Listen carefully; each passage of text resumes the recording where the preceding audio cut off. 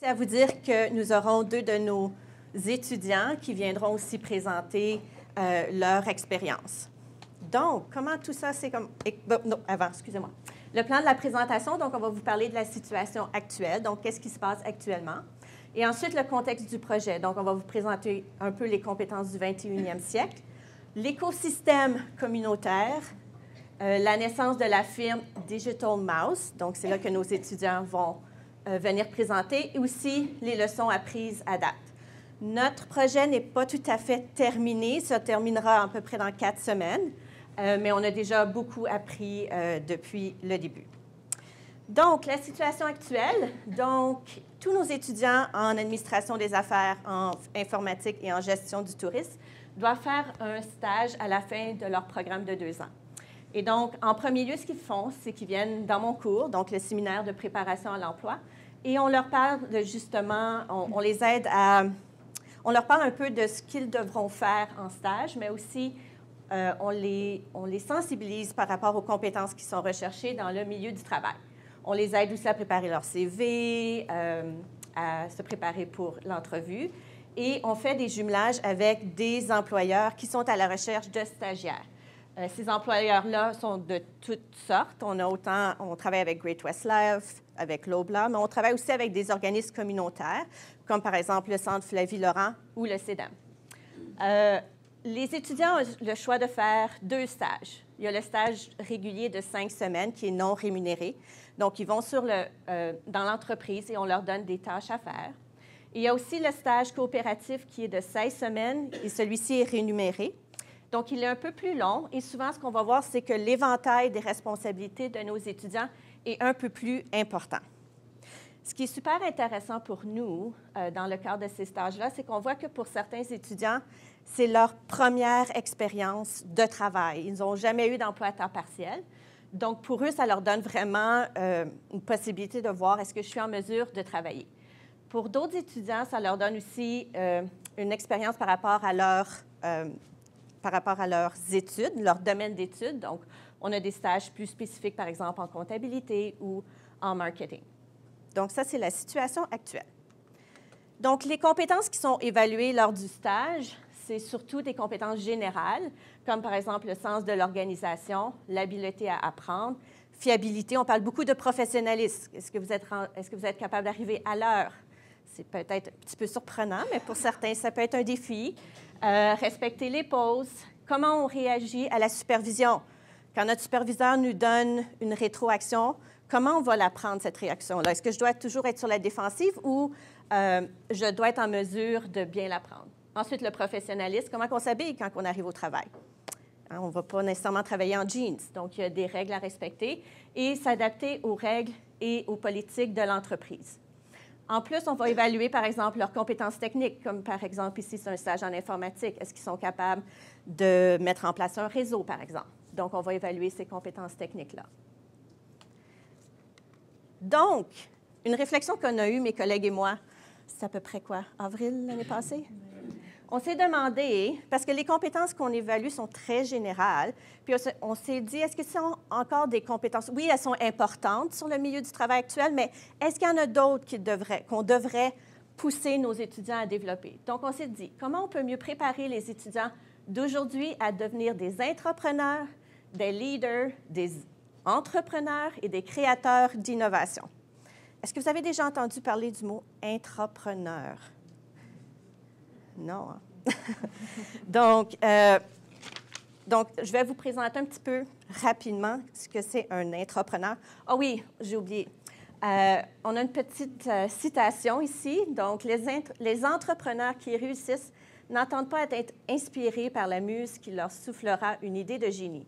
Ce qu'on voulait un peu démontrer ici, c'est que souvent dans les stages, on va demander aux étudiants de faire et de très peu innover, très peu prendre de risques. Pourquoi? Bien, souvent, l'employeur n'ose pas en 5 semaines.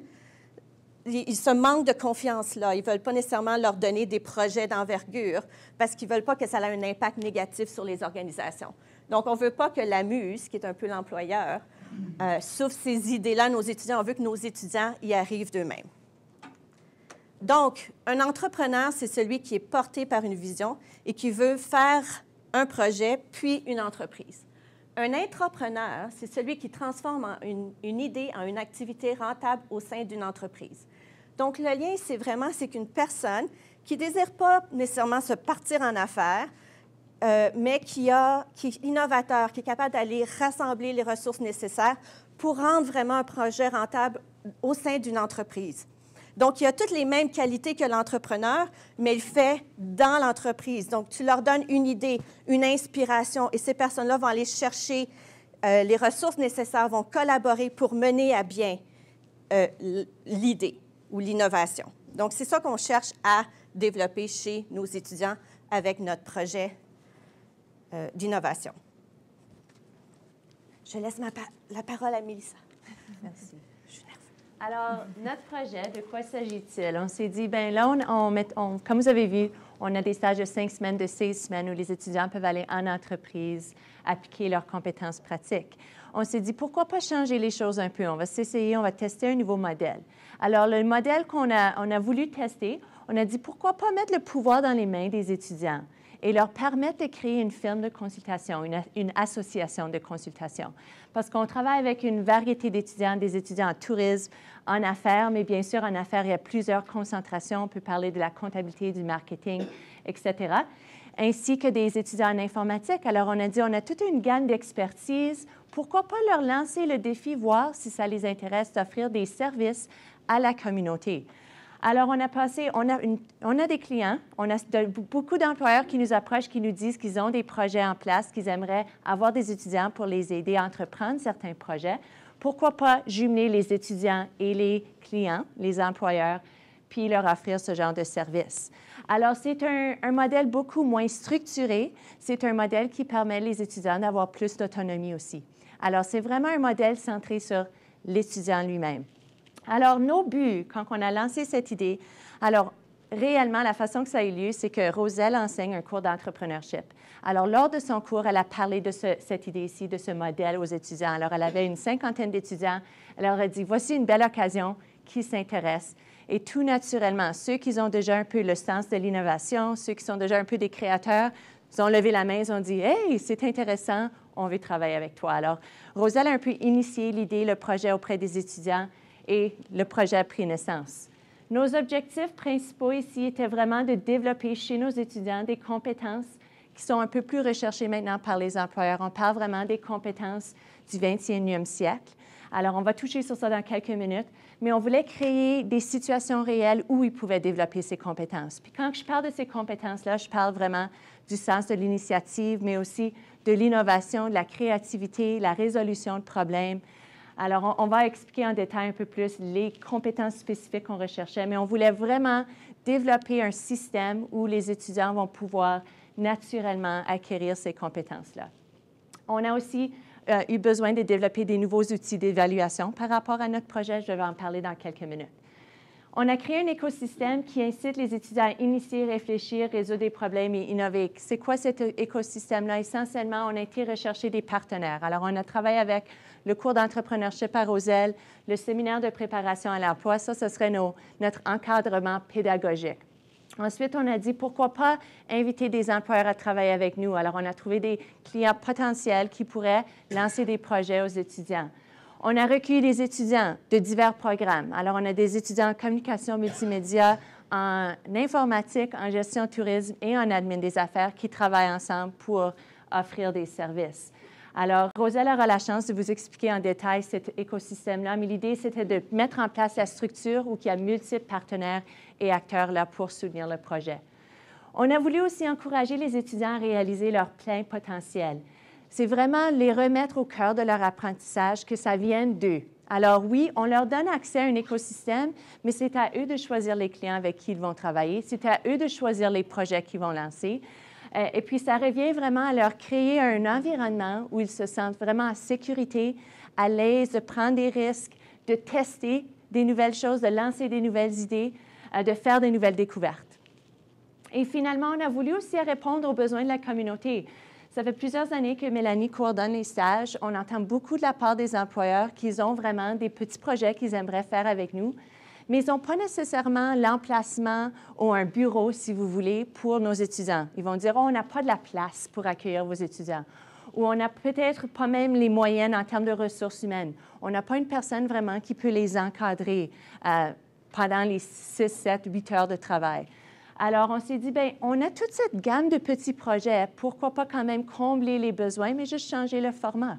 Alors, on offre cette firme de consultation qui peut répondre à leurs besoins sans qu'il y ait tellement un engagement, si vous voulez, de la part des employeurs. L'autre chose aussi qu'ils nous disent, c'est que les millénaires, les étudiants d'aujourd'hui, qui sont relativement bons en technologie, peuvent apporter beaucoup pour leur entreprise, puis ils apportent surtout une nouvelle perspective. Alors, de pouvoir travailler avec eux, même si ce n'est pas pendant 5 semaines dans leur bureau, mais même d'avoir un contact avec eux peut leur en apporter beaucoup. Alors, les compétences recherchées. Alors, notre inspiration est vraiment revenue de ce document ici, et je dois remercier Carole Roy. Peut-être que tu le... Non?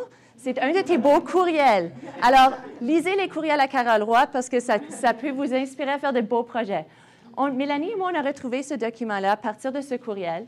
On a commencé à faire la lecture. Alors, c'est un document qui a été développé par le gouvernement de l'Ontario et qui met vraiment l'emphase sur le développement des compétences du 21e siècle chez les étudiants, mais on parle du primaire, du niveau primaire à postsecondaire.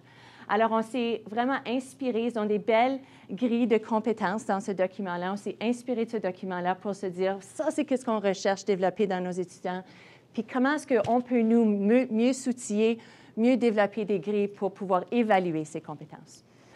On a aussi été voir un document qu'on aime beaucoup dans notre domaine, alors la grille des compétences des comptables professionnels agréés. Alors, il y a beaucoup de ressemblances entre les grilles d'évaluation de ces deux documents-là. On a jumelé un peu ces idées, puis c'est ça qui a inspiré notre projet.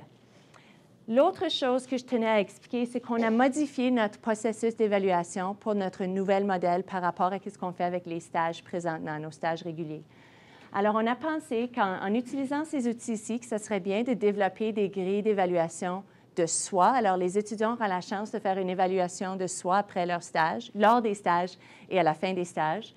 Il y aura aussi une évaluation des pairs. Alors, l'étudiant en informatique, par exemple, aura la chance d'évaluer son collègue qui est étudiant en admin des affaires. On veut aussi que les étudiants ont la chance d'être évalués par leurs professeurs, alors les professeurs qui ont encadré le projet, ainsi que les clients. Alors, c'est vraiment cette idée d'avoir des perspectives de tous les acteurs dans l'écosystème pour pouvoir les évaluer.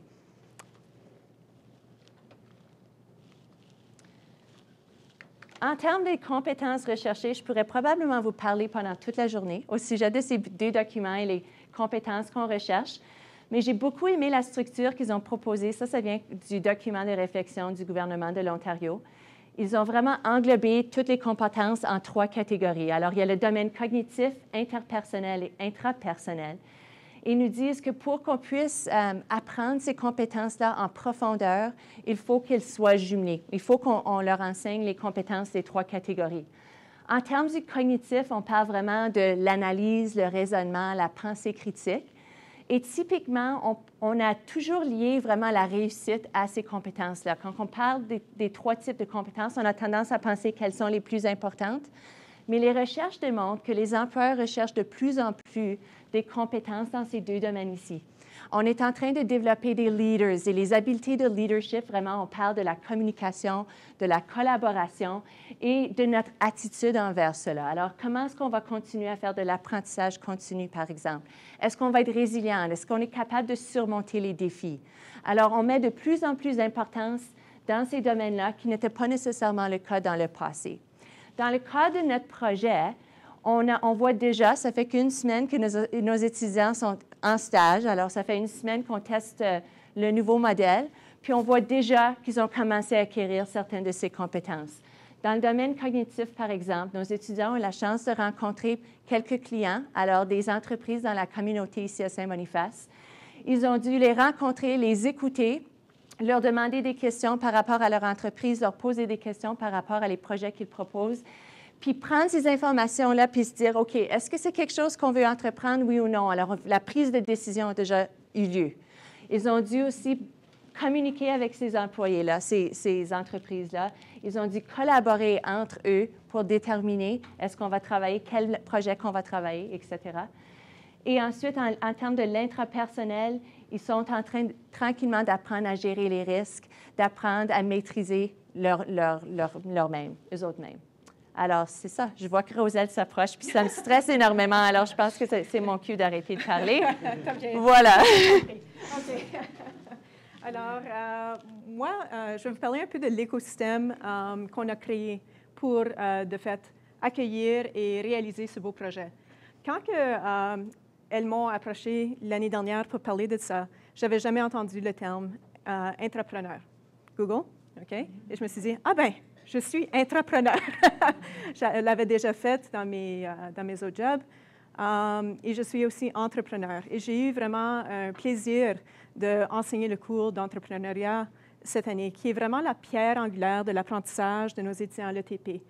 Ça fait en sorte qu'à l'intérieur d'un semestre, on prend tous les acquis, toutes les compétences et connaissances de ces jeunes-là qui forment des équipes. Ensemble, ils créent un plan d'affaires sur le semestre et sont encadrés, oui, par les profs, mais essentiellement, c'est vraiment un auto-apprentissage parce qu'ils sont en train de regarder vers les comptables pour tout ce qui est, tout ce qui est les chiffres, marketing, pour tout ce qui est la promotion, etc. Et ça forme des belles équipes. Moins de 30% de la population a cet esprit entrepreneurial. Moins de 30% vont vouloir prendre le risque de se lancer. Donc, quand j'ai proposé le projet d'entrepreneuriat, et on avait vraiment deux projets potentiels. Un qui est le kiosque sur le pont, que vous avez vu un grand succès avec le Monkey Bar l'année passée. Donc, les étudiants connaissaient ce projet. Mais quand on a parlé de cette idée de vraiment une firme de consultation qui pourrait se lancer, vous m'entendez pas? Ça va? OK. Alors, cette firme qui pourrait se lancer faisait en sorte que c'était un peu différent. C'était jamais fait avant.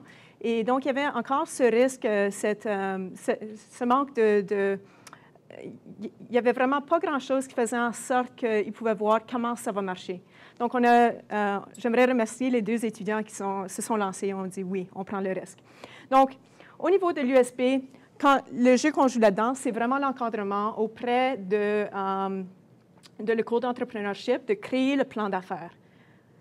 Moi, j'ai aussi le luxe de travailler à temps partiel comme conseillère en tourisme au CEDAM.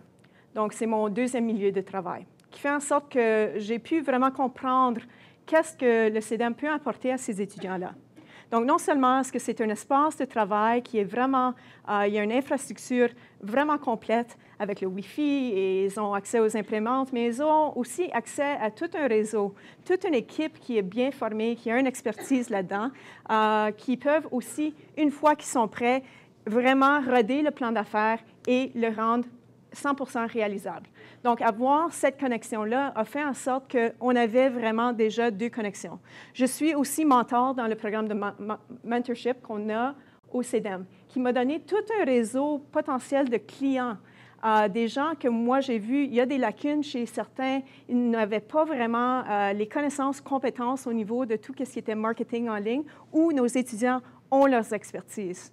En créant cet écosystème, on a vu que vraiment, au centre de ça, on a nos deux étudiants qui peuvent avoir accès à tout l'encadrement nécessaire. Donc, oui, ils sont entrepreneurs, mais on minimise quand même ce risque. On minimise d'une façon ce problème de se lancer. OK? Alors, je voulais juste montrer rapidement. Donc, ça, c'est leur bureau de travail, le centre d'excellence qui se trouve au CEDAM. Donc, on l'a réservé comme leur bureau pour un mois entier, 5 semaines de fête. Et puis, on peut voir que déjà, ils sont en train d'utiliser vraiment tout ce qu'on a, les tableaux blancs, etc.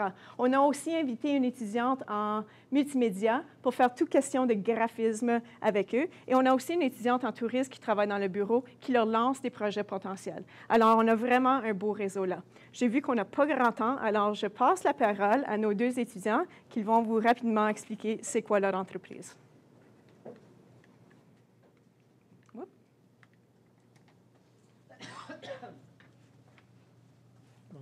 Bonjour tout le monde.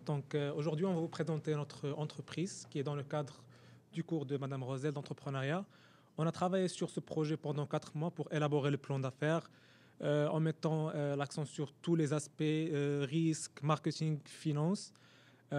C'est une firme de marketing numérique qui met l'emphase sur la communauté francophone en les appuyant avec des services de marketing et de promotion en ligne.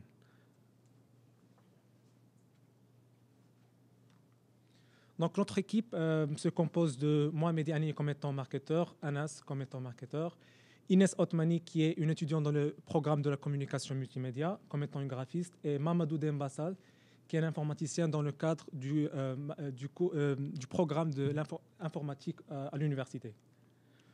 Donc, on offre une variété de services. Donc, on offre le rebranding ou bien une restructuration de l'image commerciale d'une entreprise, ce qui peut inclure la révision des logos, des slogans, l'image commerciale de manière générale. Ça peut inclure aussi la philosophie marketing de toute une firme. On a aussi la gestion des réseaux sociaux, comme le Facebook, Twitter, YouTube, en s'assurant de partager un contenu bien alterné et bien réfléchi pour mieux viser la clientèle cible de l'entreprise. Il y a aussi le développement des sites web. On offre aussi des études de marché. C'est-à-dire on appuie les entreprises à mieux connaître leur clientèle cible et leurs concurrents en faisant des sondages, en faisant des analyses de marché au sein de Winnipeg. Il y a aussi la conception des affiches publicitaires, ce qui peut inclure des posters, des dépliants ou bien même des pop-ups comme vous les voyez ici. Il y a aussi l'optimisation pour les moteurs de recherche, qui est un processus qui comporte des opérations pour bien travailler sur la visibilité en ligne de l'entreprise sur les moteurs de recherche. Et c'est en travaillant sur la description sur leur site web, sur leur page web, etc. C'est un ensemble d'opérations pour mieux promouvoir l'image de l'entreprise en ligne. Et maintenant, je cède la parole à Anas pour vous parler de nos clients. Merci. Donc, voilà l'un de nos clients. C'est une compagnie de livraison de nourriture. Ces clients sont principalement des garderies et des clients qui se situent dans le nord de la province, ici à Manitoba. Donc, on a rencontré l'entrepreneur, le propriétaire de l'entreprise. On a parlé avec lui. On s'est discuté sur ses attentes à propos de son image. Et on a conclu qu'il a besoin d'un site web, des logos, un nouveau slogan, des nouveaux dépliants. Donc, l'un de nos premiers prototypes, c'est le logo, comme vous le voyez, c'est Deliver Right. Et ça, c'est aussi le deuxième slogan, le deuxième logo. Le slogan, c'est Where Service Still Matters. On a fait ça tout seul. On n'avait pas l'accès au service d'un graphiste ou quelqu'un. Donc, on s'est basé sur notre auto-apprentissage, sur la recherche qu'on fait. On est aussi en phase de création de site web nous-mêmes, même si on n'a pas ces compétences-là. On a des bases, mais on essaie de développer ces bases et en même temps créer le site web pour lui. Donc, la valeur ajoutée de ce projet et d'autres projets, c'est le sens d'innovation, de créativité. Ça te pousse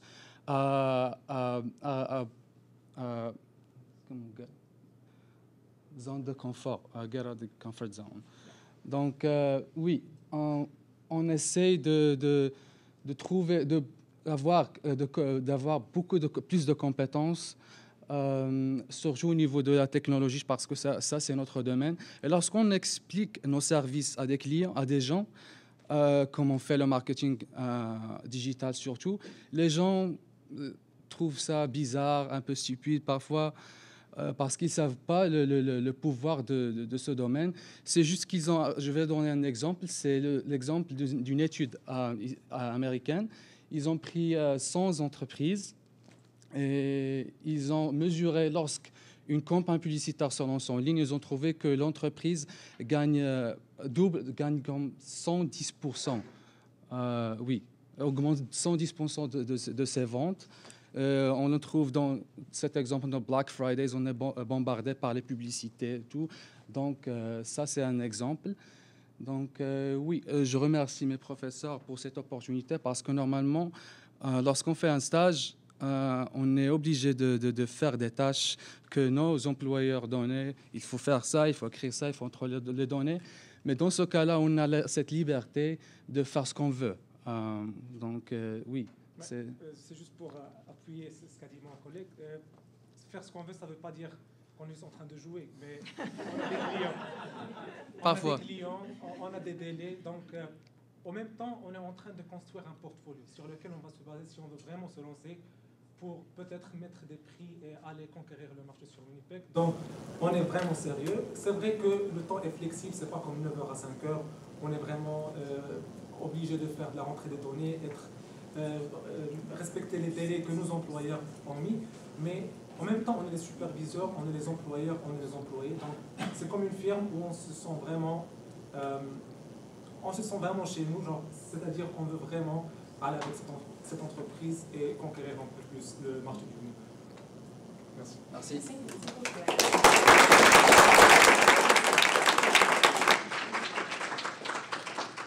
On a presque fini, on promet.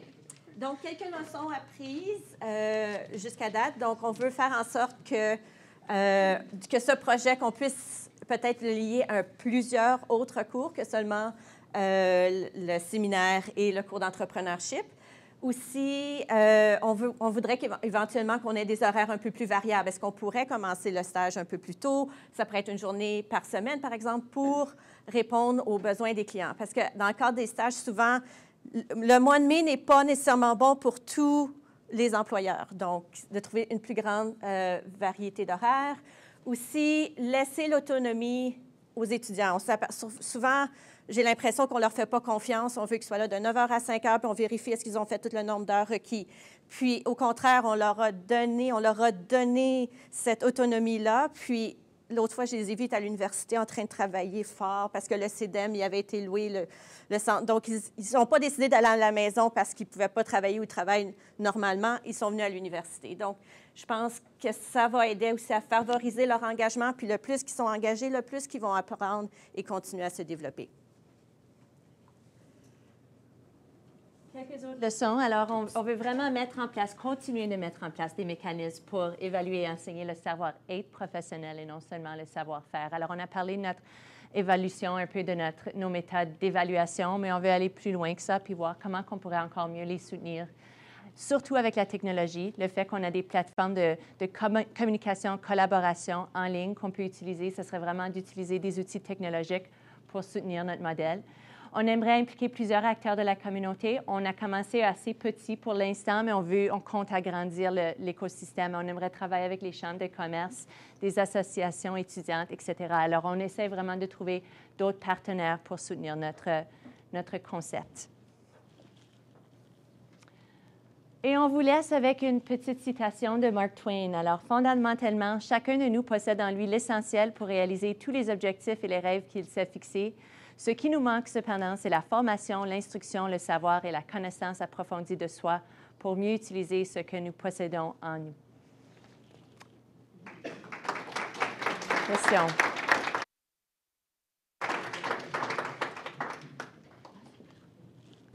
Oui, j'ai une question. J'aimerais savoir si ce serait possible d'avoir la liste des compétences du 21e siècle. Absolument. Oui, je peux vous transférer ça par courriel si vous voulez. Alors, c'est un document PDF de plusieurs pages. Puis aussi, le document CPA accessible en ligne, mais je serais prête à vous envoyer les documents. Je serais prête à vous partager ça. Est-ce qu'on peut envoyer la présentation à Chantal et Chantal pourrait diffuser à tout le monde? Absolument. Alors, on peut faire ça. Ça s'applique aussi à la présentation précédente et peut-être les présentations subséquentes. Alors, Chantal pourrait envoyer à vous. Oui, très bien. Oui. Alors, non, pas de problème. Alors, on pourrait vous envoyer le PowerPoint ainsi que les 2 documents de support. Chantal va diffuser tout ça. Merci. D'accord.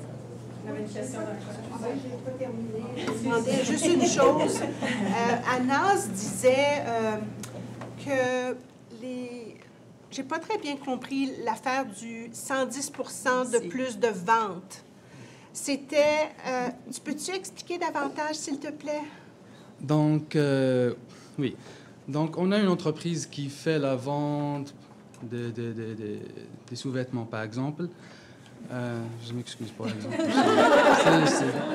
Donc, ils ont décidé de faire une campagne publicitaire en ligne. Donc, ils viennent nous voir nous, le Digital Mouse, on crée une stratégie pour eux, faire la publicité, créer les posters, créer le dépliant et tout ça, un vidéo publicitaire pour eux, et on diffuse ça sur les réseaux sociaux.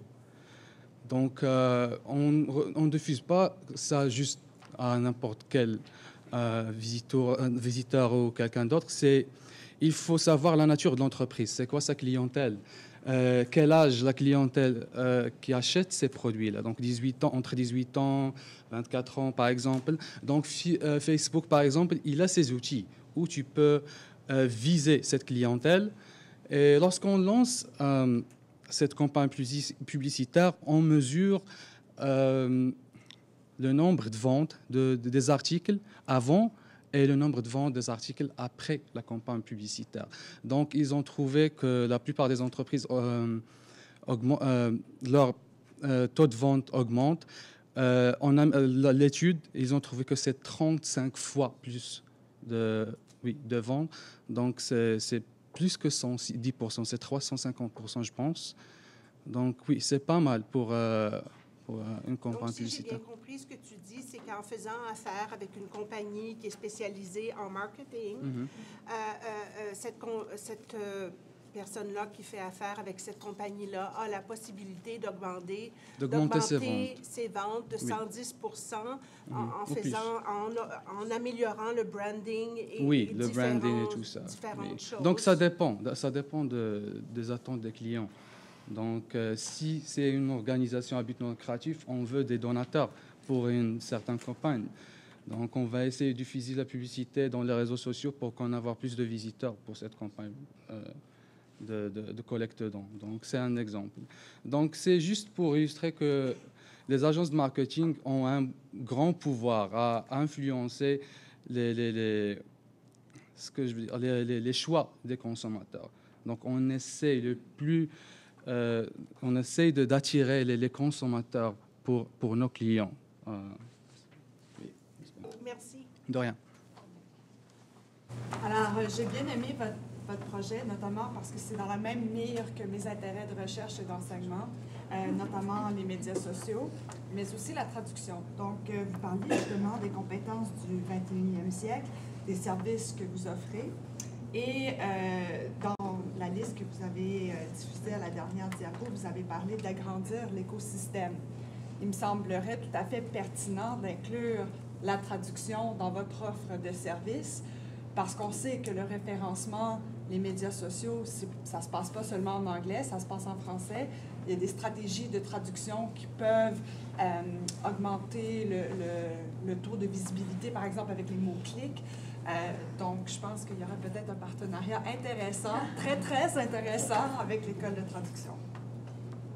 Et de très bons témoignages aussi de la part des étudiants. Bravo, vous faites preuve de professionnalisme.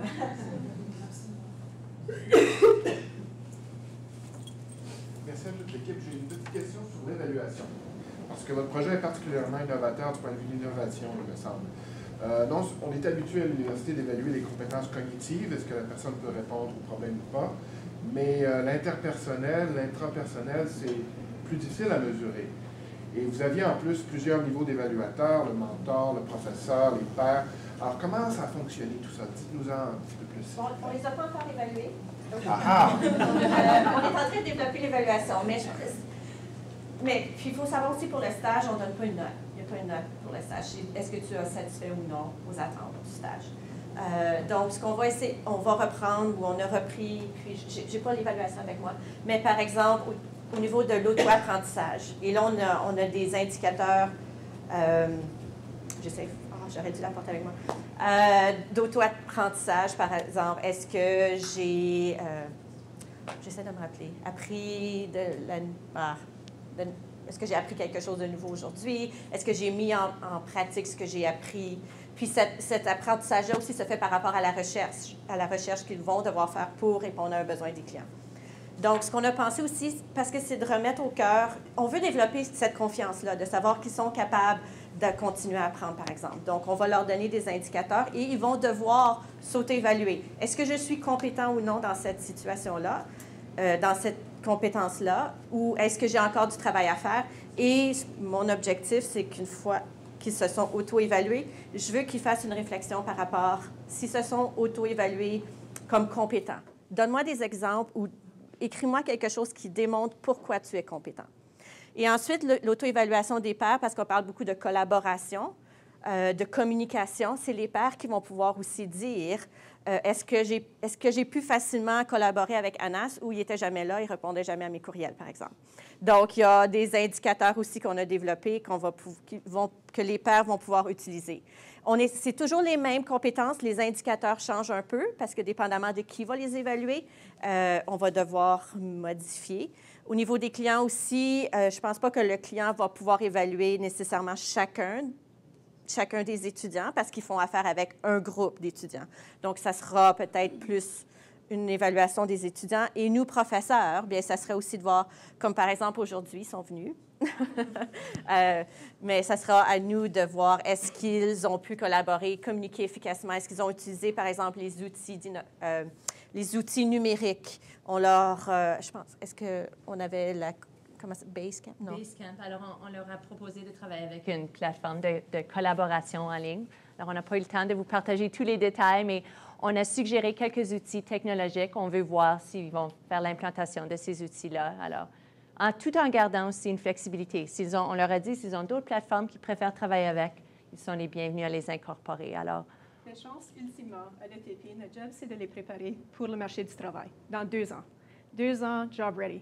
Et je pense que pour moi, ça, c'est l'évaluation ultime. À part de toutes les compétences qu'on va évaluer, je pense que ça, c'est extrêmement important. Mais est-ce qu'ils sont prêts à partir la fin de leur stage, ces derniers jours, ils sont diplômés, est-ce qu'ils sont prêts pour le marché du travail, comme dans ce cas ici, entrepreneurs? Pour moi, ça, c'est l'évaluation parfaite. Est-ce qu'ils sont prêts? Est-ce qu'ils ont des clients? Est-ce qu'ils continuent? Une fois que nous autres, on dit, on a fait notre job, est-ce qu'ils sont prêts? Alors, pour moi, ça, c'est l'évaluation ultime. Puis, on le verra d'ici quelques semaines. Vous avez parlé de l'intergénérationnel en filigrane, mais c'est quand même une compétence, je pense qu'on pourrait dire, du 21e siècle. Peut-être une question pour les étudiants. Est-ce que vous avez trouvé que vous avez pu enseigner et comment vous avez trouvé l'expérience de vous faire enseigner par différentes générations? Parce que j'imagine que il y avait des acteurs de toutes les générations. On a presque la même âge. C'est ce que je doutais. Hein? Ça va génie, ça. Donc, si je comprends bien, vous parlez de l'auto-formation, l'auto-apprentissage? Ben, en fait, entre vous, vous êtes de la même génération, j'imagine à peu près tous millénaires. Donc, vous avez à peu près tous des compétences semblables. Mais on parle souvent, justement, dans l'interpersonnel, que le milieu du travail, en fait, c'est plusieurs générations dans un même écosystème. Donc, comment avez-vous trouvé cette expérience-là d'avoir un certain mentorat à même votre génération, mais aussi avec l'intergénérationnel? Je crois que c'était plutôt flexible. Genre, on n'avait pas ce problème d'autres générations parce qu'on se comprend. On a vraiment une bonne vision, presque la même vision sur ce qu'on veut faire. Madame Rosel, elle a aussi de l'expérience dans ce domaine. Nos professeurs, ils ont de l'expérience, donc ils nous ont pu nous appuyer. On n'avait pas vraiment de problème à communiquer, si je veux dire. En plus, quand on parle de l'apprentissage, on n'a pas vraiment cette difficulté de chercher de l'information de manière générale. Soit on va demander à nos professeurs, soit on va chercher par Internet. Aujourd'hui, les millénaires, comme vous avez dit, on fait tout sur Internet. On n'a pas vraiment besoin d'une formation de manière générale sur un concept ou n'importe lequel. On peut tout faire tout seul, mais en même temps, on est vraiment accueillant. Genre les conseils, les appuis de nos pairs et de nos professeurs, on les accueille. Ouais, c'est ça. Merci. À titre d'exemple, Anas et Mehdi m'ont expliqué qu'ils ont rencontré leur premier client il y a quelques semaines et qui avait quand même peut-être un certain manque de connaissances au domaine du marketing. Alors, ils ont pu partager leurs connaissances. Puis, ils ont ressenti peut-être un peu une réticence en termes de changement. Eux autres voulaient proposer des logos un peu plus modernes. On voyait que l'entrepreneur en question, lui, se disait « Oh non, il ne voulait pas trop changer les choses. » Alors, il y a tellement de compétences qui se développent de façon organique. T'sais, Anas dit peut-être qu'il ne réalise pas tout de suite. Peut-être dans 5 semaines, ça sera plus évident, mais le tact que ça prend pour travailler avec un entrepreneur qui est très axé dans ses façons parfois, ça prend quand même une certaine flexibilité de leur part. Puis ces deux jeunes très talentueux, puis ils ont des compétences interpersonnelles et intrapersonnelles très développées, je dirais plus que la majorité de nos étudiants. Alors souvent, quand quelque chose nous vient naturellement, on ne le reconnaît pas. Mais je pense que ça va être un de nos objectifs comme prof, c'est de leur faire reconnaître qu'ils sont en train d'évoluer et qu'ils ont ces compétences-là, qu'ils les développent. Alors, c'est de vraiment faire une reconnaissance en soi de qu'est-ce qu'on a. Ils l'ont naturellement, mais je pense que c'est quelque chose qu'il va falloir que Mélanie et moi, Roselle, on continue à leur dire « Hey, regardez, arrêtez pour une seconde, regardez qu'est-ce qui a été développé dans les dernières semaines. »